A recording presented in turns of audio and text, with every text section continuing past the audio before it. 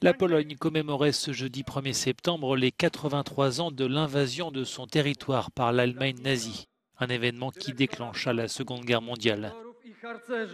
Le président polonais a profité de ces commémorations pour établir un parallèle entre cet épisode phare de l'histoire et l'invasion des troupes russes le 24 février dernier en Ukraine.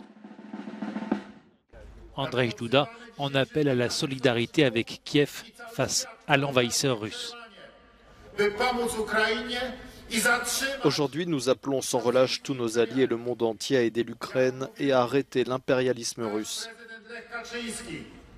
Comme l'avait dit notre ancien président Lech Kaczynski, qui a péri en Russie, l'impérialisme ne doit pas être redouté. Invité à s'exprimer par visioconférence, le président ukrainien Volodymyr Zelensky a adressé un message aux Polonais, faisant lui aussi un parallèle entre le passé et le présent. Nous ferons tout pour que le matin du 1er septembre, date de l'invasion nazie en Pologne en 1939, et le matin du 24 février 2022, l'invasion russe en Ukraine, ne se répète pas. Nous ferons tout pour que la haine soit définitivement vaincue.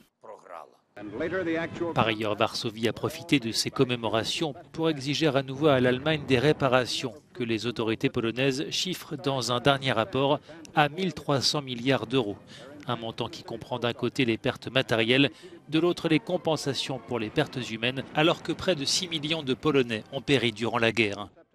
Pour Berlin, la question des réparations polonaises est close.